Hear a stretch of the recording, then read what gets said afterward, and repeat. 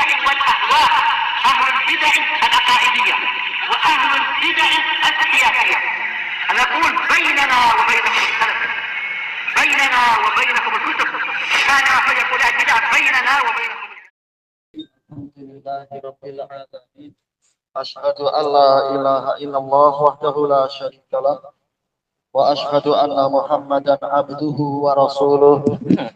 اللهم صل على محمد عبدك ورسولك وعلى آله وأصحابه أجمعين. Amma ba'd. Kita ada di akhir-akhir muka surat 220 dari Syarah Sahih Bukhari jilid 3.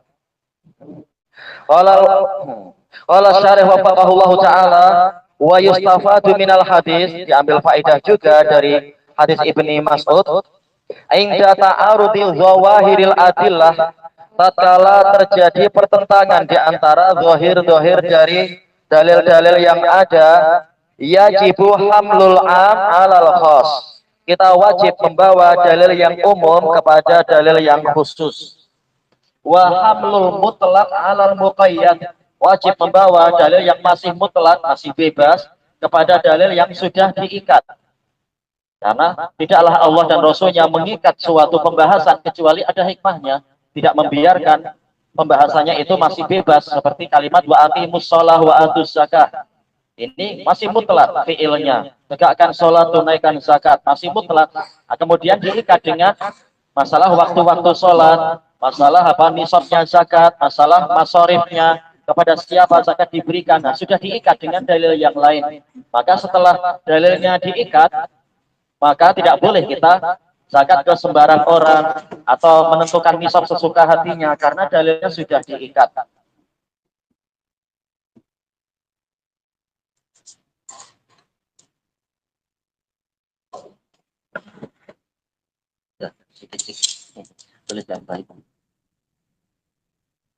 Kemudian wa hamlul mujmal alal mubayyan al mufassar, dan wajib membawa dalil yang masih global kepada dalil yang sudah diterangkan dan dijelaskan. Ini ma'ruf kaidah-kaidah di dalam usul fikih. Qala al-allamatu Ibnu Battah rahimahullah wa fihi minal fiqih, di dalam hadis Ibni Mas'ud ada fikih, ada pemahaman annal mufassar yaqdi alal mujmal, bahwasanya ini terulang ya. Apakah sudah pernah kita lewati? Iya, sudah pernah ya. Gimana terulang? Iya, berarti tak perlu dari kalam Ibnu Battah ini karena ini sudah ada zahirnya kan? Iya, sudah ada. Ini mukarrar. So, ya, kemudian wal alaqatu baina babi zulmin duna zulm wa baina hadzal hadis, keterkaitan antara bab ini, ada kezaliman yang lebih ringan dari kezaliman yang mutlak, dengan hadis ini anal iman al makhluk bil ma'asi, bahwasanya iman yang bercampur dengan maksiat. Ini kalau ini terulang tidak? Semoga tidak ya. Fa innahu yanqus, maka iman itu menjadi berkurang.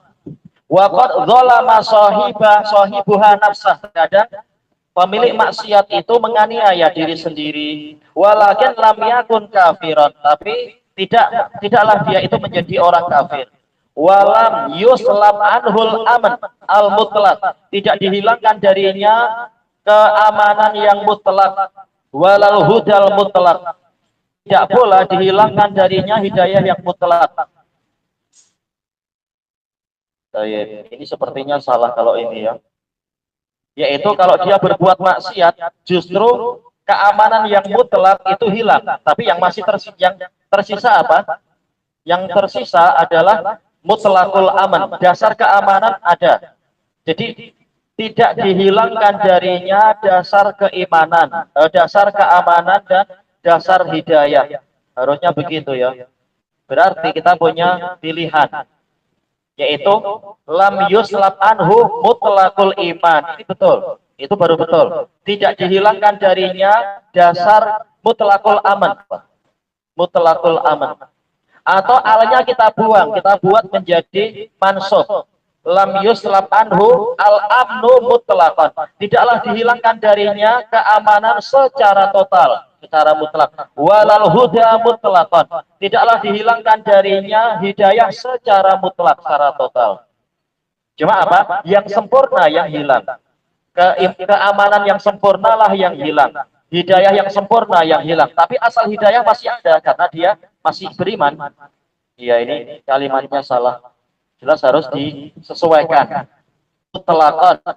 Al-mutlaq dirubah jadi mutlaqan. Atau kita balik yaitu mutlaqul aman dan mutlaqul hidayah. Iya.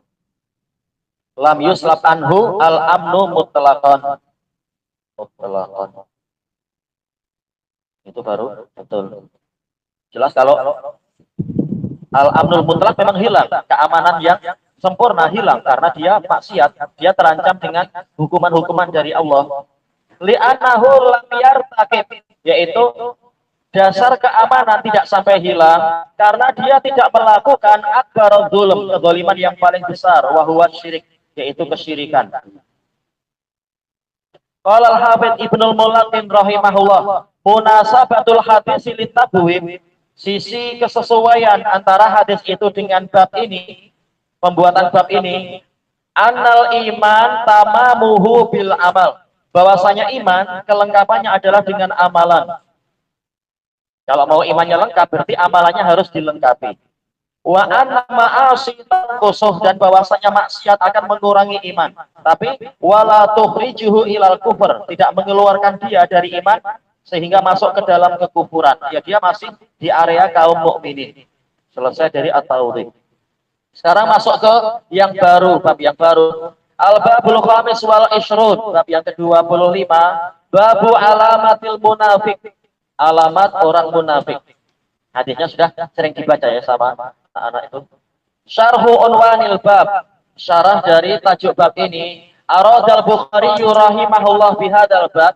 Imam Bukhari dengan bab ini menginginkan zikra alamatin nifaq, penyebutan tanda-tanda kemunafikan al-amali, ya bukan nifaq i'tiqadi tapi nifaq amali.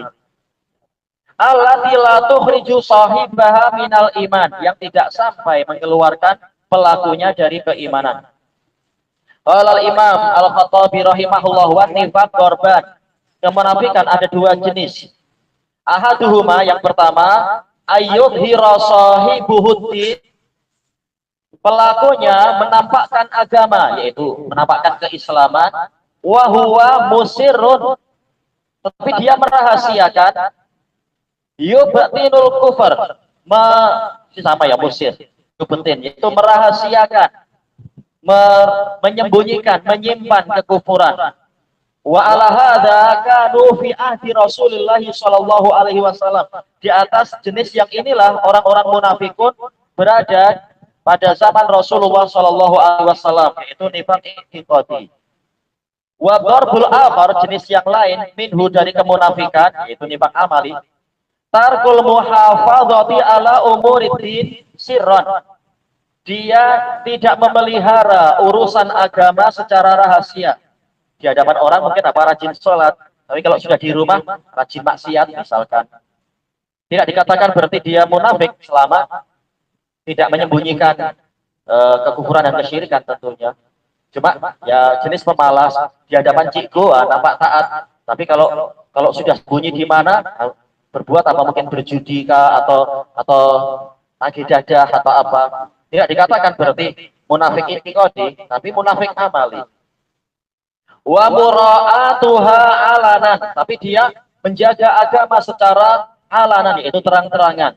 Zahirnya nampak baik, walaupun di balik itu maksiat, misalkan korupsi misalkan, atau yang semacam itu. Ini nifaq amali. Wa hadza yusamma nifaqan, ini juga dinamakan kemunafikan. Kama jaa min qaulihi sallallahu alaihi wasallam, sebagaimana datang dari sabda Nabi sallallahu alaihi wasallam, sibabul mukmin fisqun wa qitaluhu kufur. Mencaci kaum mukminin, mencaci orang mukmin itu adalah kefasikan, dan memerangi orang mukmin adalah kekufuran, tapi bukan kufur akbar. Bukan juga fisqun akbar. Wa inna ma huwa kufrun duna kufur wa fisqun duna fisq. Dia hanyalah kekufuran yang lebih ringan dari kufur akbar. kefasikan yang lebih ringan daripada kefasikan akbar. Wa kadzalika huwa nifaqun duna nifaq. Demikian pula ini kemunafikan yang lebih ringan dari kemunafikan yang akbar. Sebagaimana penjelasan Imam Ibnul Qayyim di dalam kitab As-Shalah wa Hukmu Tarikiha. Perkara-perkara sering terbagi dua. Selesai dari A'lamul Hadits. Na'am inna nifaq yang qasimu ila qismain. Memang benar bahwasanya kemunafikan terbagi dua. Nifaqil i'tiqad wa huwa kufur. Nifaq keyakinan berarti kekufuran. Zahirnya beriman, percaya pada Nabi, padahal di dalam hatinya tidak percaya Nabi itu ada misalkan. Wa nifaqil amal. Nifaq amali, amalannya menyelisihi antara zahir dan batinnya. Tapi hatinya memang beriman pada Allah. Falaisa bikufur, maka ini bukan kekufuran, bukan kufur yang mengeluarkan orang dari Islam. Qala al-Hafidz Ibnu Hajar rahimahullah wa nifaq lughatan, nifaq secara bahasa mukhalafatul batin lidzahir. Penyelisihan batin kepada zahirnya. Bagaimana kalau orang di rumah kehabisan beras, hutang banyak, sampai dia sedih, tapi ada tamu terus dia senyum-senyum, munafik gak ya? Ya jelas bukan ini pembahasannya.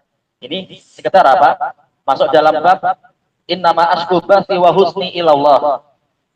Saya hanyalah mengeluhkan duka cita dan kesedihan kepada Allah. Jelas bukan dalam masalah kemunafikan. Tapi tidak ingin tamu ikut sedih misalkan. Ini misalkan. Kemudian fa in kana fi i'tiqadil iman, tetapi jika penyelisihannya dalam keyakinan iman, zahirnya mukmin padahal batinnya meyakini Trinity misalkan ada 3 Tuhan, fahuwa nifaqul kufur, ini nifaq kekufuran. Wa illa, karena jika tidak demikian, kalau bukan itulah yang terjadi, fahuwa nifaqul amal, ini dikatakan nifaq amal. Wa yadkhulu fihi al-fi'l wa tarak, masuk ke dalamnya adalah melakukan sesuatu atau meninggalkan sesuatu. Wa tatafawatu maratibuha, levelnya bertingkat-tingkat. Baik. Selesai dari Fathul Bari. Sekarang masuk ke hadisnya. Al-hadisus salis wa salasun. Hadis yang ke-33. Al-Bukhari rahimahullah. As-salis wa salasun. Haddatsana Sulaiman Abu Rabi'. Qala haddatsana Ismail bin Ja'far. Qala haddatsana Nafi' ibnu Malik ibni Abi Amir Abu Suhail an abihi an Abi Hurairah radhiyallahu anhu.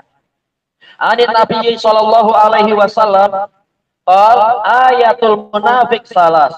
Alamat orang munafik ada 3, tapi ini munafik yang amali maksudnya. Idza haddatsa kadzab, jika berbicara dia dusta. Wa idza wa'ada akhlaf, jika berjanji dia menyelisihi. Wa idza tumina khan, jika dipercaya dia berkhianat. Tayyib, rijalus sanad Sulaiman Abu Rabi' huwa Sulaiman ibnu Dawud al-Ataki az-Zahrani al-Basri al-Hafidh sakana Baghdad. Beliau Basri namun apa tinggalnya di Baghdad. Sikoh. Wa Ismail ibnu Ja'far huwa Abu Ishaq Ismail ibnu Ja'far ibni Abi Katsir al-Ansari az-Zuraqi dari Bani Zuraqah al-Qari sakana Baghdad, tinggal di Baghdad juga. Sikoh. Syaraka Malik fi aksari masyayikh. Beliau berserikat dengan Imam Malik di kebanyakan dari guru-guru Imam Malik. Berarti apa? Ini selevel dengan zamannya Imam Malik kurang lebihnya. Wa Nafi' ibnu Malik ibni Abi Amir Abu Suhail huwa Abu Sahal. Ya, terkadang dipanggil Abu Sahal, terkadang dipanggil Abu Suhail. Lihat tahdhib. At-Taimi Al-Madani siqah. Wa yu'khadhu anhu qira'atu bil Madinah. Qira'ah di Madinah diambil dari beliau di zaman itu. Qira'ah Nafi'. Wa abuhu huwa Abu Anas atau Abu Muhammad, kunyahnya 2. Malik ibnu Abi Amir al-Asbuhi, asalnya dari Yaman. Jadu Malik bin Anas al-Faqih siqah. Kemudian wa Abu Hurairah ma'ruf radhiyallahu anhu huwa Abdurrahman ibnu Sar ad-Dausi al-Yamani, ahfadzus sahabat yang paling hafal. Kama marra bina fil hadisin tasih. Baik. Fasanad sahih bila syak wal hadis. Nah, kemudian Disebutkan faedah-faedahnya di situ semuanya adalah ahlul Madinah kecuali Abu Rabi. Beliau Basri Baghdadi. Qala al-Hafidz Ibnul Mulaqin rahimahullah fil isnadil awal, pada sanad yang pertama latifah, yaitu ada faedah yang halus. Wahia annahum kullahum madaniyun. Mereka semua adalah ahlul Madinah illa Abu Rabi, kecuali Abu Rabi al-Ataki. So, ya, selesai dari tahun. Kemudian telah disebutkan juga takhrij yang lain. Langsung aja kita masuk ke syarah hadisnya, muka surat yang berikutnya itu. Syarhul hadis qala qaulun Nabi sallallahu alaihi wasallam ayat, yakni alamatan wa amarat, ya, alamat dan tanda. Qala Ahmadul Karmani rahimahullah qauluhu ayatul munafiq ay alamatuh wa sumiyat ayatul Quran ayat. Ayat-ayat dalam Quran dipanggil ayat, kenapa? Li'annaha alamatun qiya'i kalamin an kalam. Karena dia alamat terputusnya suatu pembicaraan dari pembicaraan yang lain. Ya, terbagi-bagi menjadi sejumlah ayat. Secara umum semuanya ijma dalam 6.000 ayat. Sisanya terjadi khilaf. Seperti misalkan apa dalam surat apa itu ya? Dalam surat Quraisy. Mayoritas menyatakan surat Quraisy ada berapa ayat? Surat Quraisy ada berapa ayat ya? Quraisy ada berapa ayat? Ya? Iya, 4. Tapi sebagian menyatakan 5. Yaitu li'ila fi Quraisy ila fihim min atasy-syita'i was-sayf fala ya'budu rabb hadzal bait alladzi at'amahum min ju'. Sebagian berhenti di situ. Kemudian wa amanahum min khauf. Jadi ada 5. Ini alal khilaf. Tapi secara umum semuanya sepakat Al-Quran minimalnya adalah 6.000 ayat. Dikatakan ayat karena dia sebagai tanda terpisahnya satu kalam dari kalam yang lain. Baik, selesai dari Al-Kawaid. Wa qala al-Hafidz Ibnul Mulaqin al-Misri rahimahullah, ayatul munafiq ay alamatuh.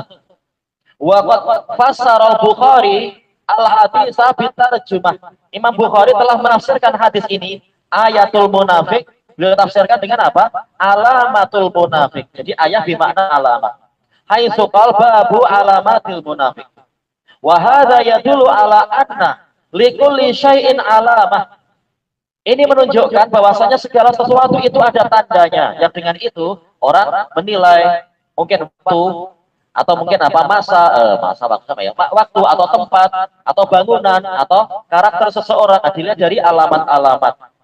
Demikian pula kan Nabi ya, ada alamatnya, wujudnya Allah ada alamatnya, walaupun kita tidak melihat wujudnya, mata tak kuat, tapi tanda-tandanya tersebar di alam semesta sehingga kita yakin Allah memang ada. Misalkan contohnya penggunaan alamat. Fanahnu la nadri ma fi dhamiril insan. Kita tidak tahu apa yang ada di dalam hati manusia. Walakin Allah Ta'ala qad nasaba, tetapi Allah Ta'ala telah memancangkan lima fil batini alamatan fil zahir. Tanda di dalam bentuk zahirnya, wujud zahirnya untuk mengetahui apa yang ada di dalam batinnya. Ini kembali ke mana? Yustadallu biha, untuk dipakai sebagai dalil ala ma'rifatil haqiqah, untuk mengetahui hakikat. Seperti kita tak tahu dia kelaparan atau tidak, misalkan. Tapi kalau kita lihat wajahnya sendu bukan maksudnya senang duit ya, sendu sedih, misalkan sedih, nampak pegang perut, ini lapar mungkin. Apalagi tahu-tahu perutnya bising-bising, kruk-kruk, oh lapar lah itu. Walaupun dia tidak bicara, atau mungkin apa, kita tak tahu isi hatinya apa, tapi wajahnya nampak memerah, nampak garang, oh mungkin habis marah misalkan. Itu dilihat dari tanda-tandanya. Oh, iya. Kemudian wa qala al-Imam Ibnul Qayyim rahimahullah, wa qad nasaballahu subhanahu 'alal haqqil mawjud. Allah Subhanahu telah memancangkan untuk suatu hak yang terwujud, wal masyru', dan hak yang hendak dilakukan, masyru' yaitu dipraktikkan, alamat yaitu tanda-tanda, wa amarat sama ya, perlambang-perlambang, tadulu alaih yang menunjukkan kepada suatu hak tadi, wa tubayyinu dan menerangkannya.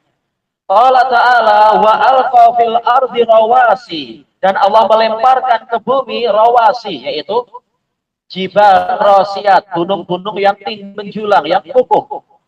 Antamida bikum, Allah tamida bikum, agar bumi tidak bergoncang, tidak membawa kalian bergoncang. Jadi gunung-gunung sebagai apa? Sebagai pasak-pasak, sebagai paku-paku agar bumi tenang. Wa anhara, dan juga Allah Ta'ala menjadikan sungai-sungai. Wa subulan, juga Allah membuat jalan-jalan la'allakum tahtadun, agar kalian mendapatkan hidayah, mendapatkan petunjuk. Ya, kalau jalan di tengah hutan susah, tapi kalau sudah ada jalan, nah tinggal apa? Kita ikuti jalan itu. Insya Allah akan tiba di perkampungan mungkin, atau tiba di perkotaan. Demikian pula ikut sungai, nanti akan sampai di muara atau di kampung-kampung tepi sungai. Semuanya itu alamat yang akan membantu kita. Wa alamat, dan juga sebagai tanda-tanda. Wa bin najmi hum yahtadun, dan dengan bintang mereka mendapatkan petunjuk, yaitu petunjuk arah atau petunjuk masa penuaian atau musim semi atau musim gugur, dilihat dari terbit atau tenggelamnya bintang tertentu misalkan. So, yang paling sering menggunakan alamat siapa ya biasanya ya? Yaitu apa? Para hakim, para detektif, untuk melihat keadaan, melihat korinah-korinah seperti yang disebutkan oleh Ibnul Qayyim rahimahullah dalam Turuqul Hukmiyah. Ketika apa? Bukan beliau. Ketika Iyas bin Muawiyah, salah satu tabi'in yang paling pandai itu, beliau didatangi oleh tentara kerajaan, mengatakan ini raja memanggil Anda, ada masalah. Maka apa? Beliau berangkat ke istana. Kemudian apa? Raja menunjukkan itu di tengah alun-alun, di tengah apa itu istilahnya, di depan istana ada apa istilahnya? Tanah lapang itu ada gundukan yang meninggi membesar. Kami tak tahu isinya apa. Jangan-jangan ada ini, ada itu. Dan kami tak berani berbuat sebelum kami tahu isinya.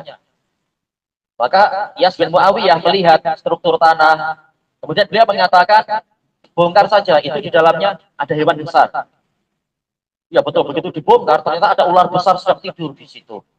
Beliau ditanya, gimana Anda tahu ada hewan? Padahal tak nampak dari luar. Beliau mengatakan tanahnya ini terbuat dari jenis kapur. Kapur itu dia akan mengembang apabila dia terkena sejenis uap air yang banyak. Dan ini adalah hasil dari apa? Pernafasan hewan besar. Hewan kecil tak mampu, tapi ini hewan besar. Kita betul. Alhamdulillah bukan anak-anak main korek-korek, tahu-tahu diingat sama ular bahaya. Contoh banyak dalam kitab ini, kitab Turuqul Hukmiyah, melihat amarat, melihat tanda-tanda. Seperti misalkan ada suami istri bercerai, masing-masing bagi harta, tapi kemudian mereka berebut. Mereka datang ke hakim, mengatakan, ini harta saya, tak, ini milik saya. Kalau tidak ada bayinah, tak ada resit, tak ada sanksi, hakim melihat dengan cara apa? Lihat barangnya. Kalau barangnya baik perempuan, dah biar untuk si istri. Kalau alatnya ini kapak, itu untuk suami lah tuh. Untuk apa ini punya kapak? Itu sekedar melihat alamat. Kalau tidak ada bayinah yang kuat, lihat alamat. Dan seterusnya. Kemudian Ibnul Qayyim mengatakan, wa nasaba 'alal qiblati alamat wa adillah. Allah juga memancangkan untuk kiblat itu tanda-tanda dan penunjukan. Mungkin lewat bintang-bintang atau ini itu, atau mungkin apa lewat kompas. Kita tahu kompas menunjukkan ke arah utara. Lihat ke arah yang antara utara dengan barat, itulah kiblat kita. Itu contohnya misalkan secara mudahnya. Wa nasaba 'alal imani wan nifaqi alamat. Ini sisi pendalilannya sekarang. Allah juga memancangkan alamat-alamat keimanan dan juga alamat-alamat kemunafikan. Makanya Nabi mengatakan apa? Apa itu? Hubbul ansar minal iman, bughdul ansar minat nifaq. Kecintaan pada Ansor itu tanda iman, sementara kebencian pada Ansor itu tanda kemunafikan. Nah, ini contoh mengetahui diri seseorang melewati alamat-alamat tadi. Wa adillah, dan dalil-dalil penunjuknya. Ila qaulih, sampai pada ucapan beliau, wal ayah mustalzimatun limadluliha. Tanda itu akan senantiasa menyertai penunjukannya. Kalau ada tanda biasanya akan menunjukkan, kecuali kalau ada faktor yang sangat berat yang menghalangi. Misalkan apa? Kalau ada asap, ini menunjukkan di bawahnya ada api atau bara api. Biasanya ya, secara biasanya, bukan perkara yang jarang-jarang. Biasanya menunjukkan itu. La yang faku anha, yang mana penunjukannya tidak akan terpisah dari alamat tadi. Fahaisu wujidal malzum wujidal lazimum. Di mana saja kita mendapatkan hasilnya, mendapatkan malzum yaitu sebabnya, kita akan mendapatkan lazimnya yaitu konsekuensinya. Kalau kita lihat ada bayang-bayang orang, biasanya apa? Berarti ada orang di situ atau yang mirip orang, mungkin patung atau apa. Oh, iya. Ada bayang-bayang pasti ada penyebabnya. Tak mungkin bayang-bayang terbentuk tanpa penyebab. Nanti apa? Orang bilang oh itu hantu. Misalkan. Oh, iya. Hantu pun penyebab juga.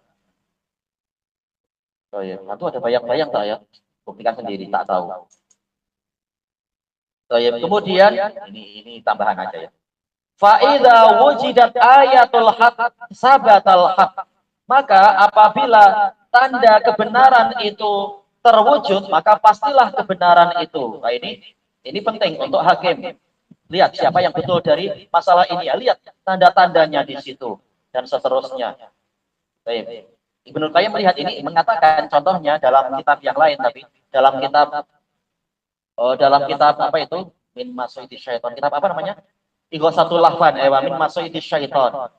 Kalau hakim tidak punya bayinah yang jelas, dia hanya melihat korinah, pakai korinah itu. Misalkan ada seorang wanita, dia lapor ke hakim, wahai tuan hakim, saya tidak pernah diberi nafkah oleh suami dan saya kelaparan, saya tidak mendapatkan nafkah dari siapapun, jadi saya kelaparan. Itu berapa lama tidak diberi nafkah? 3 tahun. Kemudian hakim panggil suaminya, betulkah engkau tidak memberi nafkah dia selama 3 tahun? Wahai tuan hakim, saya hari kasih makan 3 kali sehari. Baik, bayinah yang lain tak ada. Maka hakim lihat korinah, dia gemuk, elok, gebu. Salah lah berarti. Tak mungkin kalau 3 tahun nggak diberi makan kok segebu dan seelok ini. Itu contoh kata Ibnu Qayyim. Kalau tidak ada korinah yang lain, kalau ada korinah yang lain, lihat korinah yang lebih kuat itu yang menang. Walam yatakhallaf subutuhu an ayatih. Kepastian hak tidak akan tertinggal dari tanda-tandanya. Wa amarotih dan alamat-alamatnya. Fal hukmu bi ghairih, maka kalau hakim menghukumi dengan yang selain itu, hina idin ketika itu yakunu hukman bil batil, berarti dia menghukumi secara batil. Tanda-tanda orang inilah yang pemilik harta itu, misalkan. Sementara yang menuduh tak punya bayinah apa-apa, tahu-tahu hakimnya memenangkan si penuduhnya, berarti ini menghakimi secara batil. Sementara resik di tangan dia, dan yang menuduh tidak ada bayinah apapun, ya tak boleh. Tahu-tahu dengan perasaan, saya milih orang ini, ya tak boleh. Baik. Hakim menghukumi zahir, itu dilihat dari alamat, dari tanda-tandanya, dari bayinah yang ada. Wa qad tabara Nabiyyu sallallahu alaihi wasallam wa ashabuhu min ba'dihi. Nabi sallallahu alaihi wasallam dan para sahabat beliau telah menilai al-alamat, yaitu menimbang tanda-tanda fil ahkam di dalam hukum. Wa ja'aluha mubayyinatan laha, dan mereka menjadikan alamat-alamat itu sebagai penjelas dari hukum. Seperti kata Nabi, lihat anaknya itu, kalau lahir rambutnya keriting, berarti apa? Dia anak orang yang dituduhkan. Tapi kalau rambutnya lurus, berarti dia anak suaminya.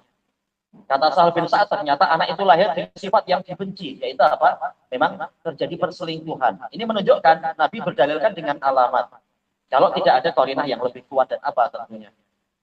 Ini sekitar contoh kecil saya. Selesai dari aturukul hukmiyah. Baik, ilahuna wallahu a'lam. Subhanakallahumma wa bihamdika la ilaha illa anta astaghfiruka wa atubu ilaik. Walhamdulillahirabbil alamin. Jazakumullahu khairan.